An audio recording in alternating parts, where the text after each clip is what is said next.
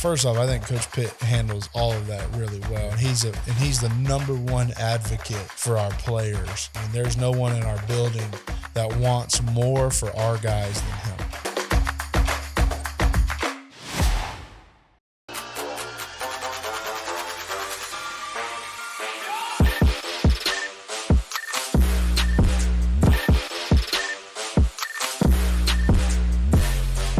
I'd like to welcome everybody to the Coaches in the Mouth pod. This is Coach Jeff Williams along with Coach Bray Cook in the Mouth, Brent Bender. Got a special guest, offensive line coach for the University of Arkansas, Coach Eric Mateos. Coach, last time we visited with you, you were walking in your room, your meeting room for the first time, and you were all over the place, and it's been a couple of months.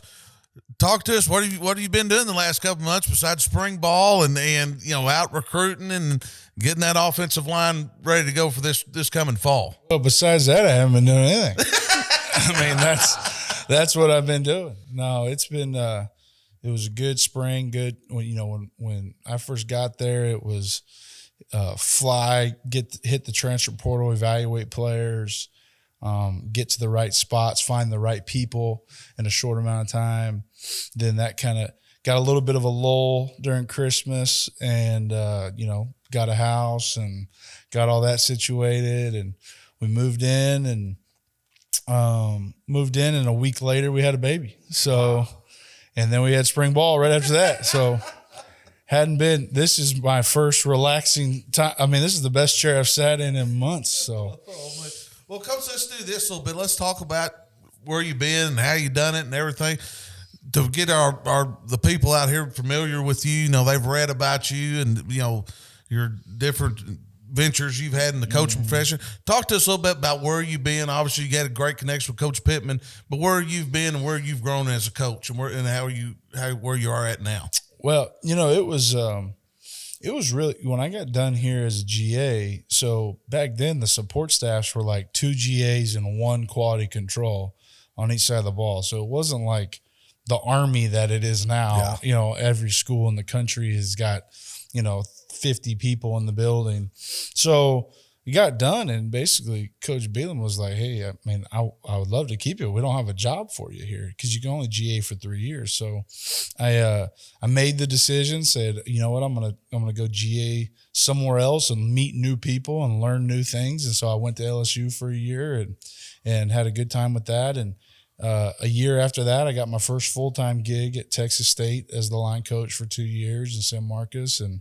then went to BYU for 2. And went to Baylor for the last 3. So it's been a long time, but it also feels like just driving up here, I'm like, man, it feels like I was just here a decade ago, because I haven't been down this way very much. But, it just feels like home. But it's been a while. So I've been around trying to do it myself, and trying to get better. I mean, that's the biggest thing. When you're a GA, you feel like you know everything. Like, I can do it better than this guy. And then you realize as soon as you become the line coach how much you suck, So that's been my thing is just I'm trying to get better and never feel like I know everything and still got a long ways to go. Well, let's talk about this. You go through off season, you got some, I know the Brenham kid from Southside came in early and had some guys. Talk to us the preparation with Coach Petrino, who you've not worked with before, new offensive coordinator. Talk to us about the preparation going into spring ball and, different terminology for everybody, you, the players, and all that part. And then going through spring ball, what did you see? Yeah. Well, I mean, it's kind of a crazy process because you start big. I mean, we basically put every play that Coach Petrino has run on the board, and so you're looking at 500 plays or something up on the board, routes, protections, runs, and everything like that. And you're looking at those things. And then basically it's, hey, we got to teach the staff. He's got to teach it to us. And part of that too is matching it up. I felt like sometimes I was kind of the in-between because I know how Coach Pittman likes to call things. And then, I'm learning Coach Petrino's terminology. I'm like, okay, how can I form this to where everybody feels comfortable with where the offense is at least in my world, which is protections and runs. And and it was a lot of fun. And a lot of the stuff, it was stuff I was familiar with, things we've ran here in the past, things I've run other places. And then some of it was totally new, protections that I have never run before. I said, well, I better get on, study them. I mean, you can't teach something if you don't know it. Right. So that was a big sense of urgency for me on some of those things. Cause it's like, well, we're going out here and running this today. So I better know it. So then the boys can know it. Yeah. So it was a really fun process, and he's been great to work with. Well, going through those practices, or it's so big, and you got to evaluate. And I always being an old offensive line coach, and these guys are old offensive line experienced guys too. You're putting 5 guys together, and you're really looking for 8. We've talked about before with injuries. Going into spring, what were you looking for? There was emphasis on protection. There was emphasis on the run game. I mean, I know you're trying to balance it out, but there's always an emphasis. What were the emphasis going into? Just learning the scheme or pass protection, run blocking? I would say that,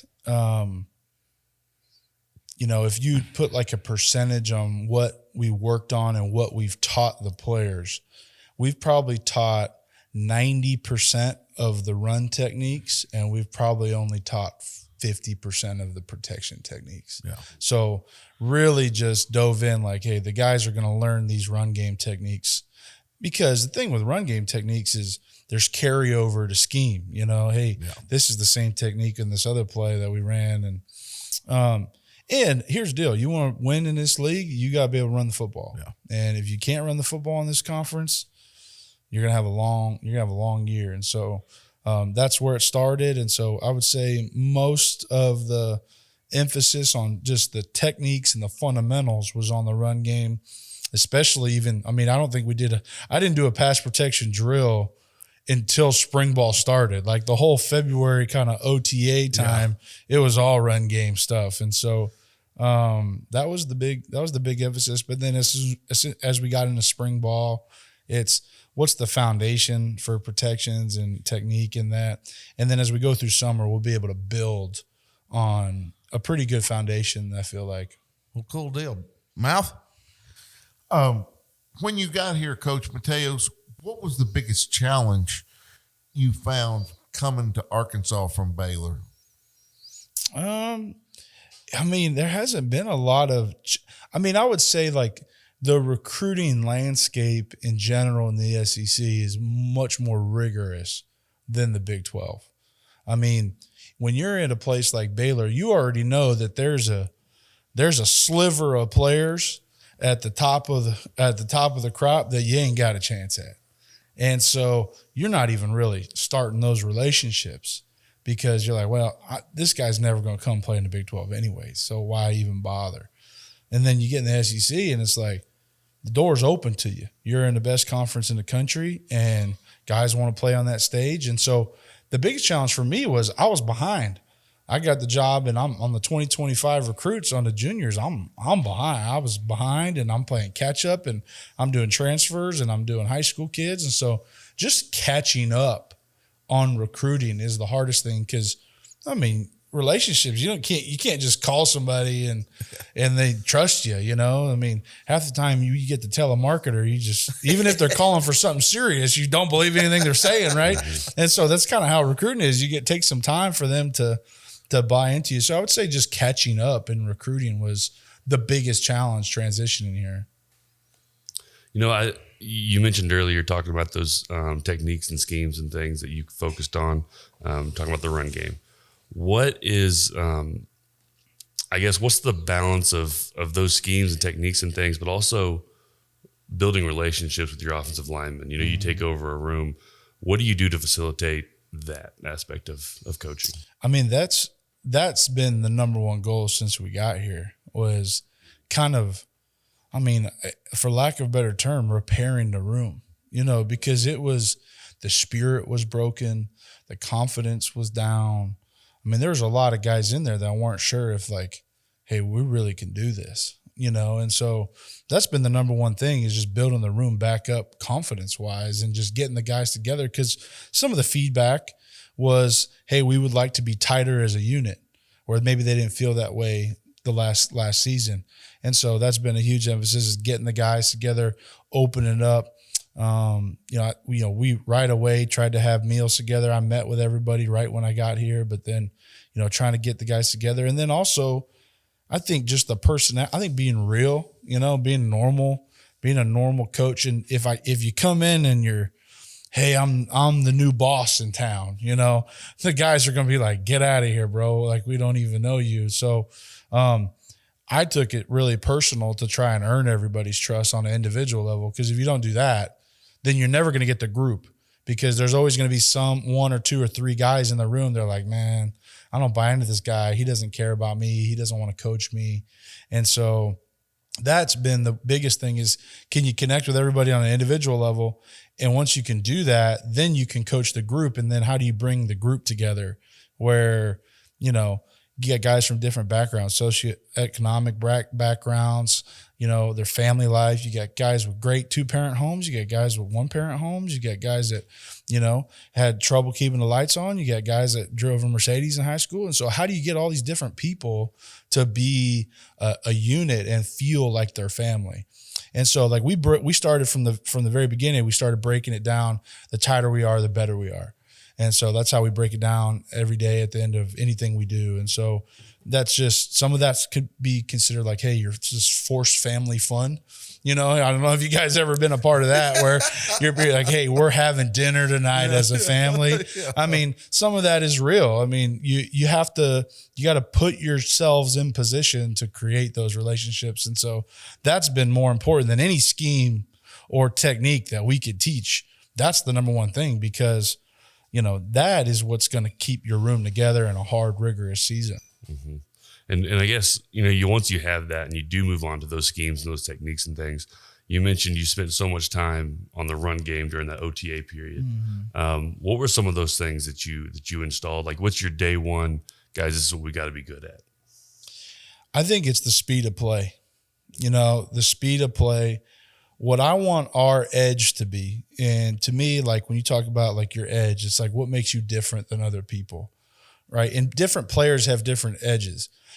Like Bray, for example, as a player, was maybe not the fastest player we had, but Bray was probably one of the strongest players we had. So every player individually has their edge, like what makes them different than other guys, what gives them a leg up on the competition. I want our O-line edge as a group to be how fast we play. And it's a speed of play. And the analogy I kind of used was like, who does everybody hate playing mid-year in college football? Alabama, probably. No, I'm talking like style of play. Oh, smash mouth. Smash mouth, triple option, right? Yeah. It's Air Force, Army. It's those teams, like you see them on the schedule week 6 and you're like, oh, great. How are we going to get ready for this in a week? My goal is when defensive coaches put on our film on Sunday, how are we going to get ready for this speed of play in a week? This O-line plays faster than every other O-line in the SEC. Mm-hmm. How can we get our players? And they're not, the goal is like, hey, we can't get our scout team to play as fast as these guys play at Arkansas. And so that's like the foundation to me. And it doesn't matter if you're running wide zone, toss cracks, if you're running inside zone, it's still a speed of play, how you come off the ball, the aggressive mentality. I think that needs to be our edge. And then how we finish. The biggest emphasis, like we tracked loaves big time this spring, is like finishing blocks, picking guys up off the ground. One of the things I felt like we really needed to improve on from last season watching the film is there'd be guys getting tackled and nobody would pick the guy up. And so in the media room this spring, if you didn't cover down on a pass, we made a 2 white line rule. Hey, the ball's thrown, you got to jog, you got to go 2 white lines, and then you can go back to the play. And then if you don't go and help somebody up off the ground, doesn't matter if it's a back, a receiver, or anybody, then that's a loaf. And we're pointing those things out big time because we need to have a gang mentality. We're running to the ball, we're finishing plays. And so, I think that is kind of the edge that I want to see our guys have different than other people. Mm-hmm. I think you install that kind of edge with an offensive line. Obviously, it's going to spread to the rest of the team. One One of the things I wanted to bring up today was we had that O-line roundtable a couple weeks ago. Some of the coaches in Northwest Arkansas, and we were talking about things. I think we were talking about flipping the offensive line, left and right side, and flipping on the strength. And I said, and I told my team this. I said, I don't think we're quite ready for that yet. And you said, don't. Are you sure? Like why would you set that ceiling for your guys? And I took that. Probably it's great. I mean, I think. To go out there and get a group of guys and say, hey, this is the ceiling, this is where we think we can be, and then why don't we go higher? And obviously that's gonna do that with scheme and culture. Well, I just think it's a standard. I mean, here's the difference between you're coaching at a school like Arkansas. Every guy that walks through that door in that meeting room wants to go play in the NFL. Every single guy. They all want to be great players. They all want to go play in the NFL. I've coached some places where some of the guys don't really have that dream, And so I just think if you start, and I get the mindset of, hey, we got to do what our players can handle. But then how do you ever know what they can handle? I mean, I believe in hey, let's push them, man. Let's make them learn a lot of football. Let's make the standards so high that they feel like they can never reach it. And then as a coach, at some point, hey, all right, we'll start tapering off, because we started our spring install, pretty heavy. And there's days where the guys are like, oh, man, we got a lot of plays in. We got a lot of protections in. Well, you're dang right we do. This ain't going to change when you get to the NFL. I mean, you think you're going to get 3 run plays in the NFL? No, there's going to be 20 protections and 22 run schemes, and that's what it's going to be, and you got to learn it or you ain't going to make it. So we just kind of put the standards so high where it's like, hey, they're pushing everybody to get up there. And, what I really mean by that, what I said at that deal, and really the thought is, why would you put a ceiling on if you don't know what the ceiling is, And because I've been places where you run 2 plays and you're really good at them, and that's great, but man, defenses are getting complex and they're getting good and they're stealing your signals and they know your stuff. So you got to be on point. You got to be able to go to different things, Speaking of that, stealing signals, new deal this year in college football with the radio in the helmet. Looks like we had a little trouble in the spring game with that. That's okay. Man, that's hilarious. Coach Petrino looked like he's used one before, but he wasn't real happy about it. Hey, we had some technical difficulties, and Coach was not pleased with the quality that we were experiencing. That was one of those put my mic up moments. I'm just gonna put my mic up and not be involved in this. Well, talk to me a little bit about that, because, back in the day, you got 25 guys signaling over there. And of course, the big deal with Michigan, supposedly, I guess they did steal signals along with everybody else in the world. But is that a game changer? I mean, being able to do that? Because you've been around and how all that works. I think it is. I think I'm interested to see how the college coaches use it. Yeah. Because in the NFL, they don't want signals anyways, but I'm interested to see how that speeds up the tempo teams.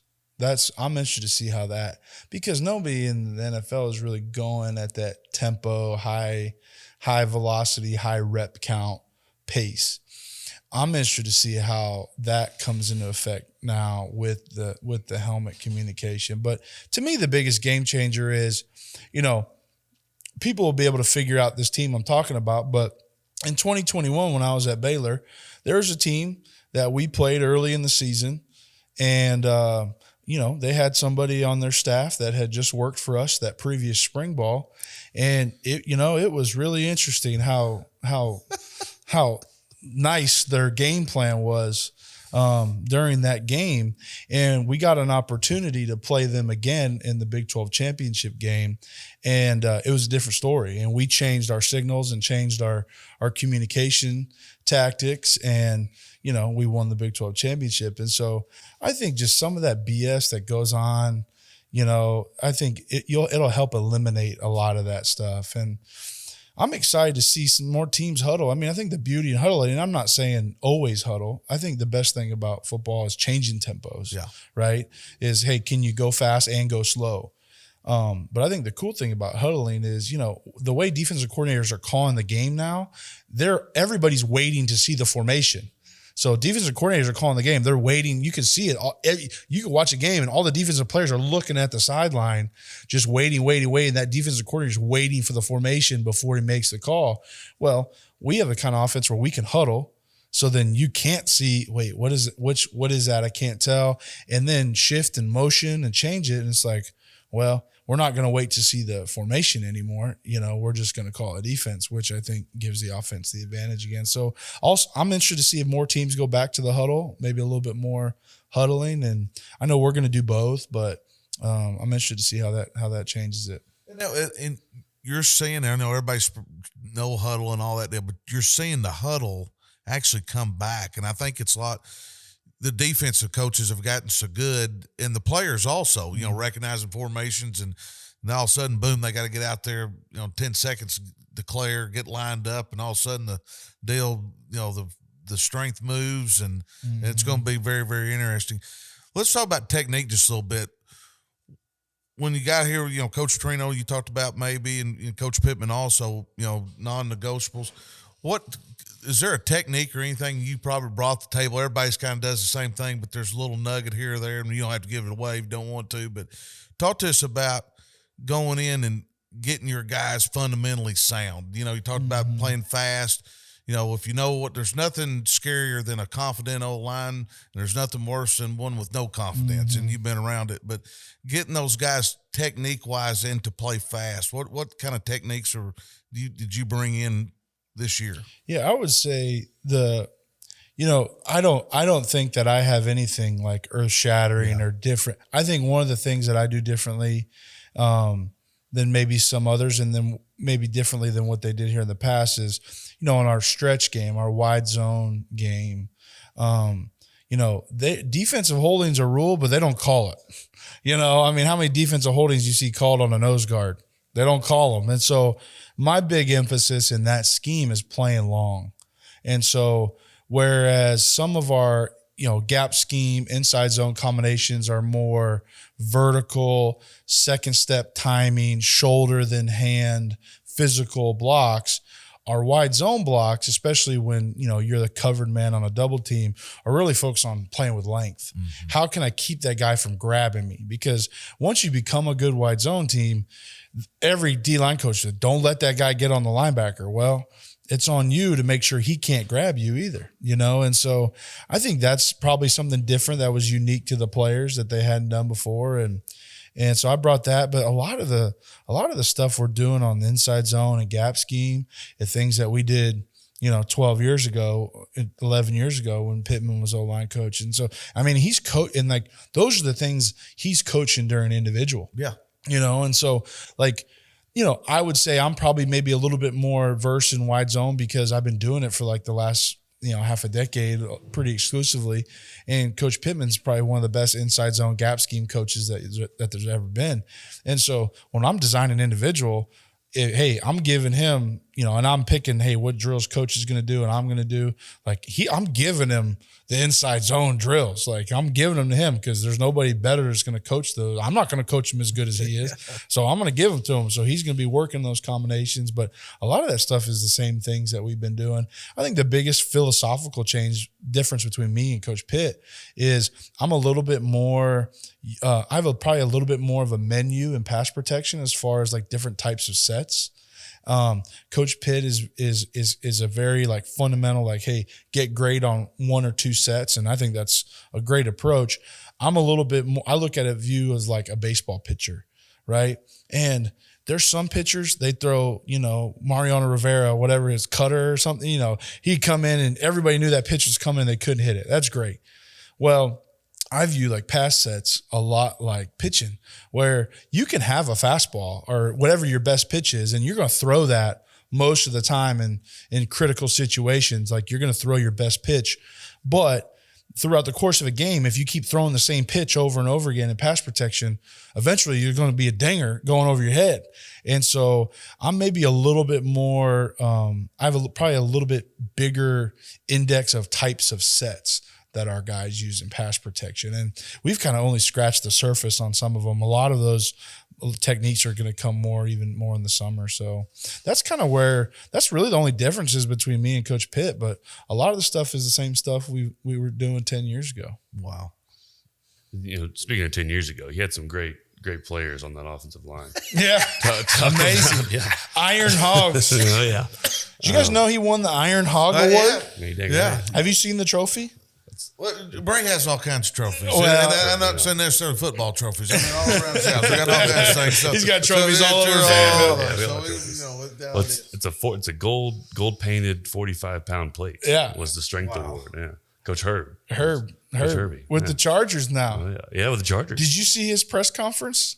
I saw like a still of it. The clip. His face. Just you guys gotta watch Herb's press conference with the Chargers. If you haven't seen it, look it up.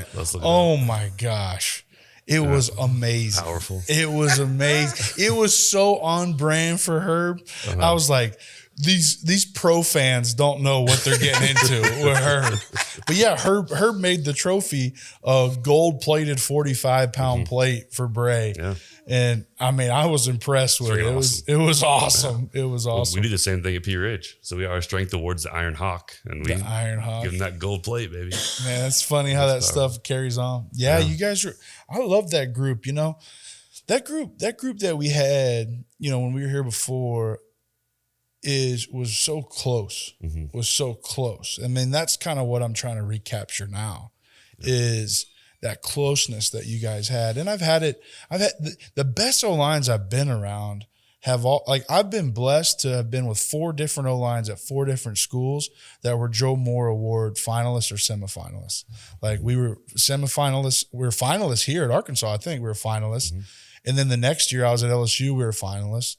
At BYU and Baylor, we were semifinalists, which was top 10 for the award. The common denominator is just how close the boys are, and that makes a difference. I mean, talent that group wasn't as talented as anybody else, or not more talented than anybody else in the conference, but they were just really close and really tough. Yep. And we're trying to kind of emulate that now. How do you, you mentioned it earlier, and I guess a big part of that is just breaking bread together and just being around each other. Yeah. But I mean, I guess how do you create that? And it's just time. It's time. There's no quick fix. Yeah. I mean, I met my wife on Bumble, but besides that, I haven't had any quick relationships formed, And so, no, it was just, I think it's just consistent effort, and putting yourself out there, making yourself vulnerable with other people.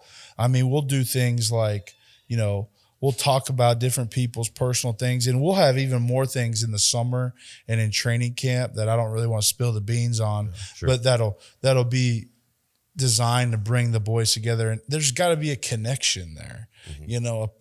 It's not, for lack of a better term, it's an intimate connection, because what you're doing is thankless, hard work, man. And you're doing it with another dude, and you're sitting there like, hey, man, I can really trust this guy. And it just means so much more to you to get your job done, because you don't want to let that guy down. Yeah. And so I think it's being authentic, being vulnerable, putting the guys in position to be vulnerable. I think that's part of the coach's job. Is you can't just tell them like, hey, I need you guys to be close. You got to put them in positions to make them close. And that could be a meal. That could be, hey, why don't you 3 guys come hang out in my office today at 3:00 and we'll just watch NFL film of this scheme for whatever, 10 minutes. And so it's just built over time, because, here's the deal. Trust is built in drops. That's the truth of it, and it's lost in buckets. And so it just takes time and time and time. And I think if everybody's authentic and being real, I think it'll match up. And we're already, I think the guys have said it publicly too. I think the room already is a lot closer than maybe it was before. Well, good deal. Who are some of the young guys, newcomers coming in, maybe not in the rotation, but, really made big strides in the off season and spring Yeah, ball. the guys that don't get the headlines. Yeah, right? exactly. Man, that's cool. I'm glad you asked me that because those guys don't get talked about. Somebody that comes to mind right away is Aaron Smith, who's a walk-on from Conway, who has done nothing but get better and improve. And I mean, he reminds me a lot of other young players I've seen. I think he's going to develop into a great player. Somebody that really surprised me is Brooks Edmondson, who's also a walk-on. I can't remember where Brooks is from. I think he might be from where's Buck James at now? No, he's at Conway. It might have been Bryant. Yeah. Brooks is from Bryant. So Brooks was really impressive. And, he's trying to be a doctor. So he's in all these science classes. So he missed half of our OTA workouts. And so I didn't really get to see what he could do until a week before training camp or spring camp started. I'm like, whoa, this guy's actually pretty good. And so he did a nice job. You see E. Harris is developing really well. He's nobody really is talking about him, but he's really had a great offseason and has put on good weight and has really improved. Tykees Crawford has gotten a lot better. I'm going to get in trouble now because I'm not going to say somebody, but I think I like our room because even the guys like Luke Brown was a red shirt this past year and had a lot of injuries. So he's still got a long ways to go developing, but he got better. I mean, there's not a guy in the room that you said, man, this guy didn't get better during the spring. No, everybody's got stuff to get fixed. I got stuff I got to get fixed, but I thought that, that was really cool. I think one of the guys that really surprised me maybe more than anybody was Amari Wiggins. And so Amari, I think, signed from junior college, got here late last summer maybe. From my understanding, he had an ankle injury that was kind of slowing him down. He's a freak. I mean, he is a freaky talented guy. I mean, he's about 6'2", sawed off. He's 300, 305, but his feet are strong. He plays with great bend and center of gravity. He really surprised me this spring. He looked really good at center. He played some guard too. So that's a guy who probably nobody's talking about or thinking about. Right now everybody wants to talk to you about what transfer you're about to sign or what guy you're going to recruit. But the guys in the room got a lot better during the spring. Well, cool deal. I'm going to ask this. I always ask every offensive line coaches, how many centers do you carry or get ready to go for a season? Obviously during the week or whatever, you get narrowed down 2 guys or whatever. Getting prepared for a season, knowing what a critical position that is and with the calls and being able to sometimes block one-on-one and all that aspect of it. How many guys do you get ready for that? And do you have to take a lot of guys that hadn't done it, or is that something you look for in recruiting? Yeah. So it's such a good question because people don't think about it. They just don't. If you're an O-line coach, buddy, at night, you think about it. I promise you. If you're an O-line coach, you think about it every day. But there's nobody talking about, hey, how many centers is this team going to carry? No, I mean, so for example, in spring, I think we had 16 available players. We had 5 guys snapping every single day. And so that's the minimum is have 5 guys snapping. And when you start developing a travel roster, whether that's 10, 11, that can come into play that 11th guy, can he snap? If you're going to bring an 11th guy on a road game in the SEC, you can only bring 70, I think, on an away game. Can that 11th guy play center? And so I've refused to ever go on a road game without 3 ready to go. Home game, obviously, you'd like to have 5 guys available, but because the other challenge of it really is sometimes your second center is not your second center. Yeah. Sometimes your second center is your right guard or your left guard or your right tackle, right? And so that becomes the hula hoops you're trying to play through during the fall. How many reps am I given? Hey, my starting guard is really my second center, but I need him to get these reps at guard in preparation for this game.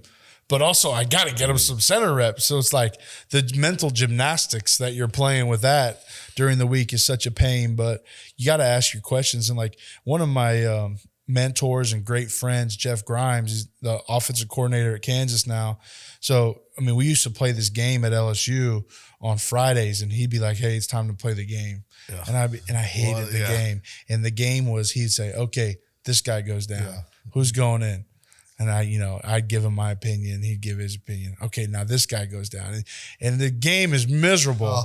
It's a miserable game, but you have to go through it in your head. So in the heat of the moment, you're ready to make the adjustment, you know? Yeah, I had a defense coordinator one time. He was talking about the third string linebacker in high school. Mm-hmm. Okay. I mean, just, he kept, what if this guy goes down? And I finally said, if we're probably playing that guy, we're going to lose. Just the way it is. You hate to say it, but it is what it is. Well, so like 2020 at BYU, we got down my fourth center. Wow. During the season. Ooh. Like in the Boca Raton Bowl against UCF, we were down to our fourth center, a true freshman. And he did a great job. He did great. To his credit, he had himself ready for that moment, and he went in and did a great job. But yeah, we got to the fourth stringer during that 2020 season, which was, we were a good team. We went 11-1, and but yeah, we got to number 4. And then you have years like 2015, the year after Bray was gone. Like, I don't think we ever had a guy come out of that 2015 O-line. Like, those 5 guys never left the field. I think Kirkland's helmet popped off against Tennessee, and Johnny Gibson was on the field before we even knew that Kirkland's helmet was off. That's how a credit to Johnny. Shout out to Johnny, who's at Camden, Fairview. But yeah, like no one missed a game or a snap during that season. And then, 2019 at BYU, I was telling one of my players the other day, I had 16 different lineups of 5 players in 2019. So I've been on both sides of it, so you never know how it's going to play out. Mouth? I tell you, Coach Mateos, I just get so excited when I hear you talk, because you remind me so much of my dad. I just want to come out of this chair and just go absolutely crazy. But you're just so much like him in how you nurture your players and want to where they respect you from the get-go. And they, in my dad's case and Coach Pittman's case as offensive line coach, they did not want to disappoint you. Mm-hmm. They wanted to play. My dad always said, my goal is for my 5 offensive linemen to be the best 5 players on our offensive unit. And I must say he was more like Coach Pittman with pass protection. Let's just, stay square, keep your chin over your appendage, and move your feet. We're going to be good. He didn't have a whole recipe book of pass protection, but you just fire me up over here. I'm just good. That's a great compliment. I'm just feeling good about it, and I'm ready to.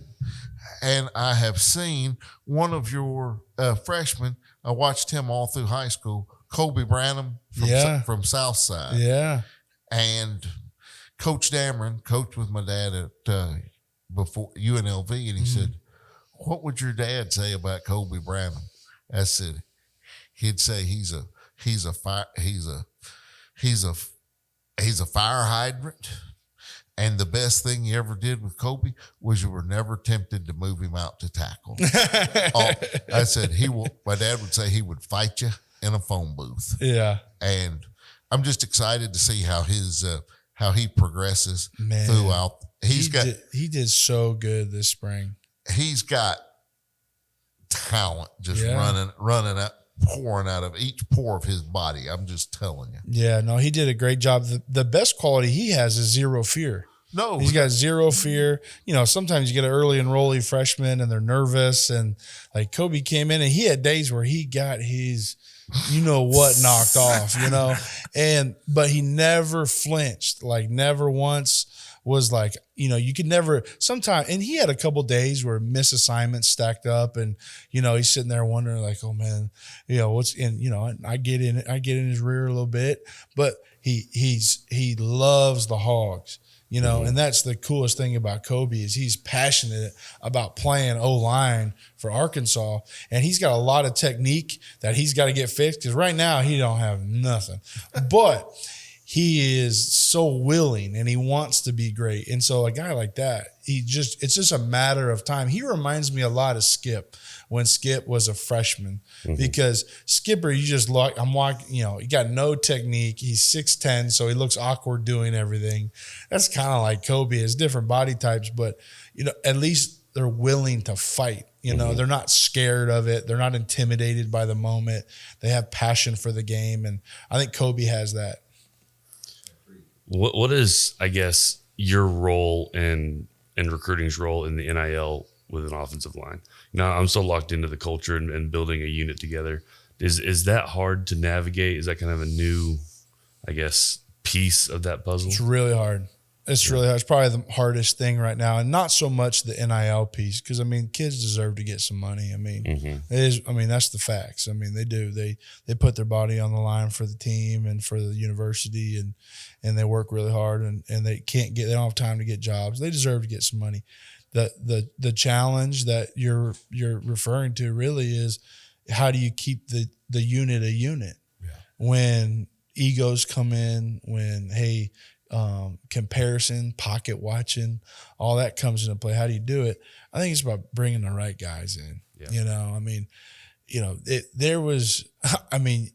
I had some unbelievable text messages from transfers in this first recruiting cycle.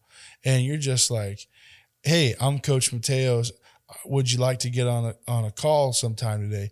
Coach, hey, I'm looking for this. Like, this is the opening statement, like, no thanks. Right. So I think it's my job to make sure that I'm bringing the right people in that, deserve to profit off their name, image, and likeness, but also guys that aren't so consumed with it. Our left tackle right now has already got guys trying to steal him from us already. And he just got here in January. And there's already guys trying to steal him. And you hear rumors and agents, now they got agents. So agents talk, and these agents don't even need to be NFLPA certified. Like, the thing with NFL agents is they all got to be certified through the Players Association. These dudes are just like, got an associate's degree and lived down the street from Johnny and said, hey, Johnny, I'll be your agent. You're like, all right. And like, and some of them are doing it the right way. It's not a blanket statement, but that's the challenge really with it, is how do you manage people kind of trying to come get your guys? And I guess my goal would be is the players love playing here at Arkansas.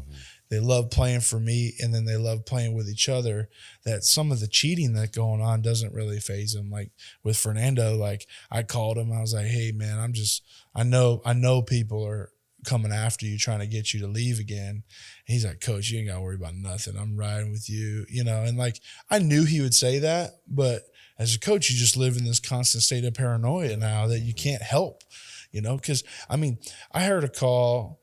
I had somebody tell me 2 days ago that there was a collective from a university calling kids at another school who are not in the portal and offering them money to go into the portal. Oh. The collective is recruiting.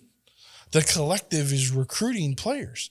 And it's like, what is going on? And so how do you, I think of like, I was born in Florida. You see these palm trees, they bend, they're in a hurricane, they don't break, right? How do you withstand the hurricane of all this illegal recruiting and wild lies that go on? Well, you have a good foundation, and you're not going to be able to keep everybody. And at some point it's going to not go your way. But if you buy into the people and the product and you believe in it, then they believe in it and they don't want to leave, Well, do you have to address that, a little bit? You just brought about, pocket watching. Does Coach Pittman have to drink kind of, we go over it one time and that's it and we're done with it? Or do you just kind of fill the room? Or, which is just weird. I think it's, first off, I think Coach Pitt handles all of that really well. Yeah. And he's the number one advocate for our players to get what they deserve. There's no one in our building that wants more for our guys than him. There's times where he has days, I'm sure, where he don't even get to work on football because he's working on all this other stuff all day long. And so I know there's not a bigger advocate for the players than him.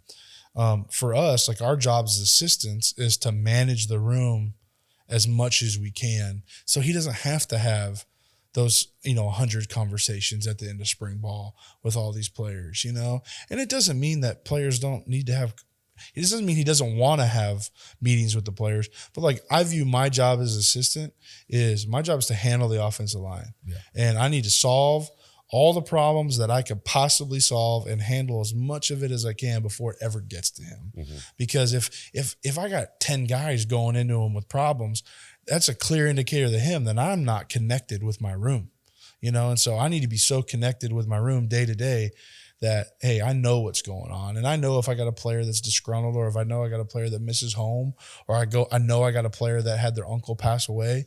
I mean, that's just being connected to your room. And I think that's our job as assistants. It's so interesting how the game has just changed in the last, since you've been a full-time coach. Super fast. And it's crazy. Well, I figured this all out. Bray just loves NIL, but he's really pissed because he didn't get any when NIL wasn't around when he was around. I don't know, man. If Bray came in and said, "Hey, coach, I need this, or I'm leaving," we probably would have let him walk. Yeah. See you later. Probably would have let him walk. Said, "Well, good luck to you, buddy." A hard negotiator right there. Could you imagine Bray in the age of NIL? No. This dude, it was meant to be after my time. Yeah, you were saved. Yeah, he had people working for him. There's no question. He'd hire a staff. He'd hire his own staff to manage his. He'd have an assistant. Yeah, that's true.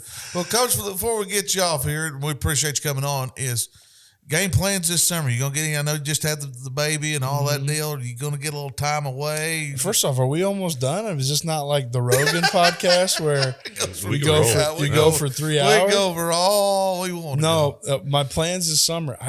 So booked that you guys are gonna appreciate this strategic planning by me. So I knew that UFC 303 was going to be on June 29th, which is my birthday. Attaboy. And I knew it was going to be on June 29th, and I just had a hunch that it was going to be McGregor. I just had a hunch. I know it's going to be McGregor. So I booked my flight, the hotel room.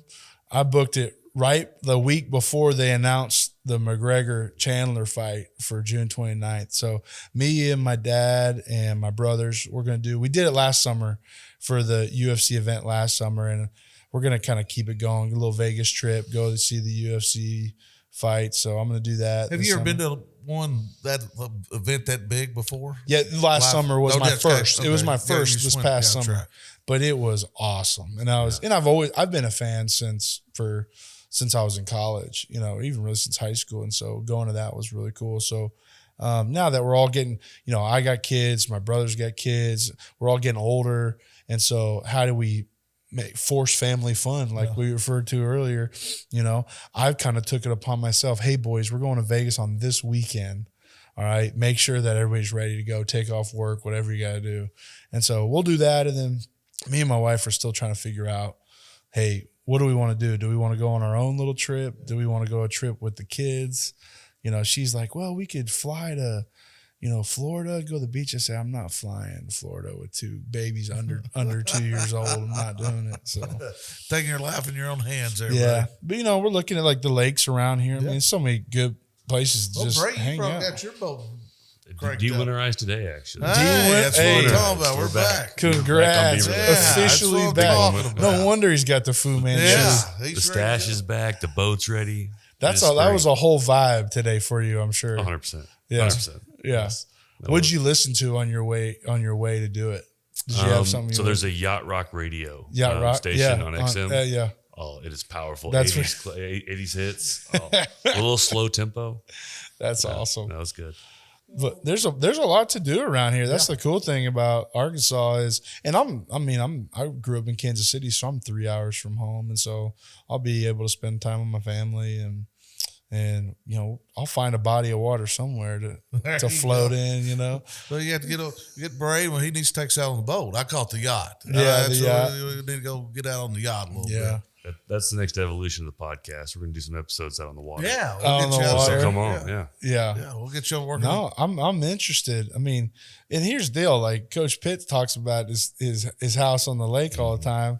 So I'm waiting for the invite. You know, I'm hoping that he's gonna be like, hey, you know, come by on 4th of July weekend or something. So, yeah, no, we'll find something to do. I mean, you got to take a vacation. Yeah. You know, I mean, when you're a coach, and what sucks now is you got to recruit. You can't just totally not recruit for 4 weeks, but you also need the break to just like sleep in, even if sleeping in now is 8:30, you know, sleeping in and, you know, putting your feet up on the sand somewhere, up on a dock. So gonna have to find something to do. Oh, because it's only gonna get busier. I mean, like this weekend might be my last weekend off, probably until UFC 303, because once you get into June, I call it June-tober, because June sounds like a lovely month for everybody, but for us college coaches, it sucks. I mean, because you have camps, you're working with your own players, and then you have official visits now, where you used to have those official visits in December and January. Now they're all in June. So we got 4 straight weekends of official visits, which, I mean, that means no days off for 4 weeks straight. So it feels like the season, feels like October. So I call it June-tober. And that's so funny how that's all moved back. You Yeah, know, the July, because usually June, about the end of June, I was setting up a trip with Lefty, our buddy, who's an offensive line coach also, and his boys coach at Texas State and others at North Texas, just trying to set up a time, and everything was like early is in July when we could all get together. And I was going, that doesn't make sense, but everything's moved back with those official visits. Yeah, the dead period starts, I think, this year on June 24th. And so it usually starts like the last Monday in June is when the dead period starts in our calendar. And that's a blessing. I mean, the dead period they added in February was awesome. I'm glad they changed that rule. Because at least it gives us a chance to really just focus on our own players, like our guys, you know, because used to be, you know, the recruiting is so crazy now. It's like, when do you actually develop those relationships? We're talking about how do you develop your tightness with your group? Well, if I'm recruiting 12 months of the year, it's just not happening, you know? And so those 2 dead periods, extended dead periods, are good. And then I'm glad they passed a new rule. I don't know if you guys saw, now December is going to be dead this year. And so I think all that's good for coaches, because a lot of my buddies are like, I'm getting out of college, you know? I mean, there's guys that are taking huge pay cuts to go coach in the NFL because they're tired of the recruiting calendar. And so I think those changes will be good so we can keep good coaches in college football. Yeah, there's a lot of change. You know, you've seen head coaches jumping to coordinator's job just because, you know, they don't have to deal with all that stuff and then that part of it. Man, can you tell me what is the open time for what is the recruiting time for visits for next year's seniors? The first 4 weeks of June, right? Yeah, well, that's kind of when we're doing most of our official visits. They could do an official visit right now. Like, we could bring a high school junior, we could bring him on official visit tomorrow if we wanted to. Yeah, it's moved up. I think April, I want to say April 1st was the date that it opens. And so it's open for essentially 3 months for them to do official visits. And then I wanted to ask a question about your after Christmas recruiting. Are you doing? Are y'all pretty much done with your? I guess it'd be 2025 class in December. Yeah. So you're already looking at your juniors starting when you come back. Yeah, from school. January recruiting. Really, you're working on the next. Okay. You're already working on the next class. Gotcha. Yeah. So, I mean, and I'll be honest with you, I'm even starting to work on the next class right now. Like, you know, I'm going on the road next week, and I'm going to go see some 2026 guys work out and watch them practice and watch them lift. And yeah, it goes fast, and it happens earlier. The negative with all that is you miss the senior eval. Yeah. You know, that's, you know, it was a big deal to me when I was a GA. Like, I created this spreadsheet with like 600 names, And like my goal as a GA was there's not going to be a single player in the country that signed somewhere that if they get drafted, I didn't watch them. Because what happened was, I remember I was watching the draft, like maybe like 2012 or so, and there's like 2 or 3 like FCS G5 guys go O-line wise, like in the first couple rounds. And I was like, that's crazy how that happens. And so, you know, I started tracking. So I started watching. So when I was a GA, I watched every single lineman in the country that had a scholarship offer from anywhere.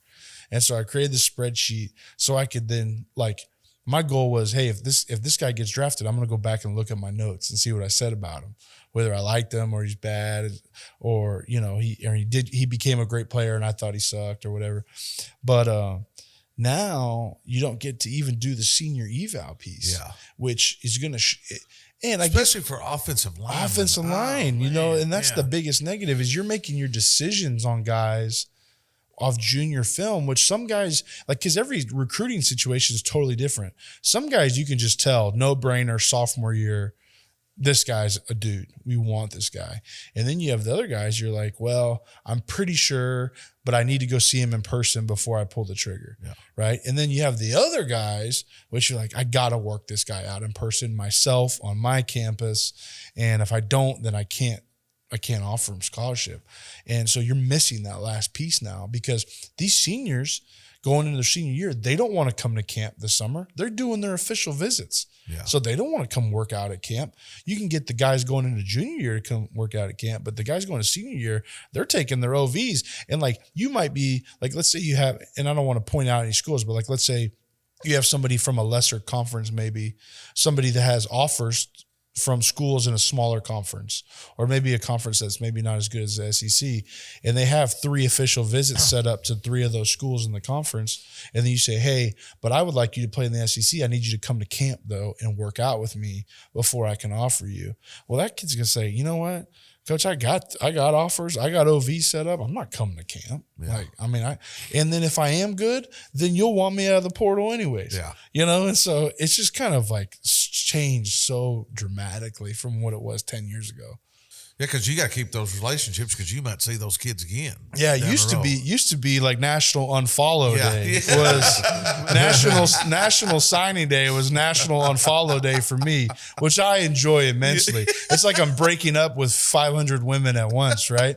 And so, I used to love that, but now I'm like I hesitate sometimes. Like, well, you know, maybe I shouldn't unfollow him because what if he goes in the portal in 3 months? But I just ask for forgiveness now and say, hey, sorry, I thought you went somewhere else. Because I still am going to celebrate National Unfollow Day. Oh, That's awesome. That is awesome. Well, Coach, man, we appreciate you taking your time and coming on. It's always great to talk to you, and always we get offensive line. We can talk offensive line play. We'll sit here all day. Yeah, people will unsubscribe. Yeah, that's all right. the true guys out there, they know who. Yeah, all the BMI boys will tune in. Exactly. Yes. Well, for Coach Jeff Williams, Coach Bray Cook, and the Mouth Brent Bender, we'll see you next time.